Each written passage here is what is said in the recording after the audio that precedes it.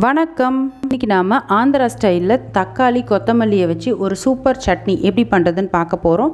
இந்த ரெசிபி பார்க்குறதுக்கு முன்னாடி இன்னும் நம்ம சேனல் உமாவின் சமையல் உலகமை நீங்கள் சப்ஸ்கிரைப் பண்ணலாம், சப்ஸ்கிரைப் பண்ணிவிடுங்க. மறக்காமல் பக்கத்தில் இருக்க பெல் பட்டனை கிளிக் பண்ணுங்கள். இப்போ வாங்க இந்த சூப்பரான கொத்தமல்லி தக்காளி சட்னி எப்படி பண்ணுறதுன்னு பார்க்கலாம். இதுக்கு ஒரு வாணலியை நல்லா சூடு பண்ணிவிட்டு அதில் ஒரு கப் அளவு வேர்க்கடலையை சேர்த்து வேர்க்கடலை கருகிடாமல் மீடியம் ஃப்ளேம்லேயே வந்து நல்லா ட்ரை ரோஸ்ட் பண்ணிவிடுங்க. இந்த அளவுக்கு வேர்க்கடலை வறுபட்டதும் இப்போ இதை நாம் ஒரு பவுலில் மாற்றிடலாம். இப்போ அதே வாணலியில் 2 ஸ்பூன் அளவுக்கு எண்ணெய் ஊற்றி எண்ணெய் நல்லா சூடானதும் 1 ஸ்பூன் அளவுக்கு ஜீரகம், இப்போது நறுக்கின ஒரு 5 பழுத்த நாட்டு தக்காளி, இது கூட காரத்துக்கு தேவையான அளவு பச்சை மிளகாய், நான் ஒரு 6 பச்சை மிளகாய் சேர்த்துருக்கேன். காரம் உங்களுக்கு எந்த அளவு தேவையோ அந்த அளவு பச்சை மிளகாய் சேர்த்து இதை ஒரு 2 நிமிஷம் நல்லா வதக்கிடுங்க.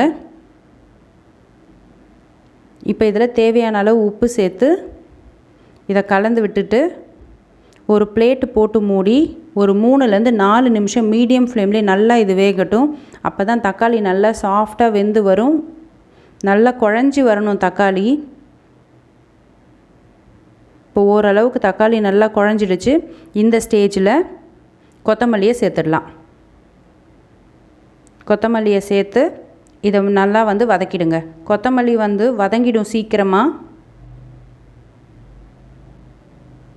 இந்த சட்னிக்கு வந்து இட்லி தோசையோடு வச்சு சாப்பிட்டா ரொம்ப சூப்பராக இருக்கும். இந்த ஸ்நாக்ஸ் ரெசிபிலாம் நம்ம பண்ணுவோம்ல வீட்டில், இந்த குட்டி குட்டியாக போண்டா, அந்த மாதிரி போண்டாவோடு வச்சு சாப்பிட்டா ரொம்ப அல்டிமேட்டாக இருக்குங்க. இப்போ கொத்தமல்லி நல்லா வதங்கினதும் ஒரு 3 துண்டளவு இஞ்சி, ஒரு சின்ன நெல்லிக்காய் சைஸ் அளவு புளி, 5-6 பூண்டு பல் சேர்த்து இதை 1 நிமிஷம் நல்லா வந்து இந்த மாதிரி வதக்கிட்டு ஸ்டவ் ஆஃப் பண்ணிவிடுங்க. இப்போது ஆஃப் பண்ணிவிட்டு இது நல்லா வந்து ஆறட்டும். ஆறுனதுக்கப்புறமா பாதி பாதியாக நாம் சட்னியை அரைச்சிக்கலாம். இப்போ இதை ஒரு மிக்ஸி ஜாரில் மாற்றிடலாம்.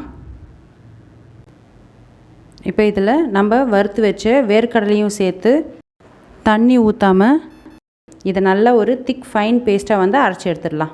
அவ்வளோதாங்க. இந்த சட்னிக்கு தாளிப்புலாம் எதுவுமே தேவையில்லை, ரொம்ப சூப்பராக இருக்கும். இந்த ரெசிபியை ட்ரை பண்ணி பாருங்கள். ட்ரை பண்ணி பார்த்துட்டு இந்த வீடியோ உங்களுக்கு பிடிச்சிருந்தா லைக் பண்ணுங்கள், ஷேர் பண்ணுங்கள், சப்ஸ்கிரைப் பண்ணுங்கள். மறக்காமல் பக்கத்தில் இருக்க பெல் பட்டனை கிளிக் பண்ணுங்கள். அப்படியே உங்களோட ஃபீட்பேக்கை எங்களுக்கு மறக்காமல் கமெண்ட்டாக பதிவு பண்ணுங்கள். தேங்க்யூ.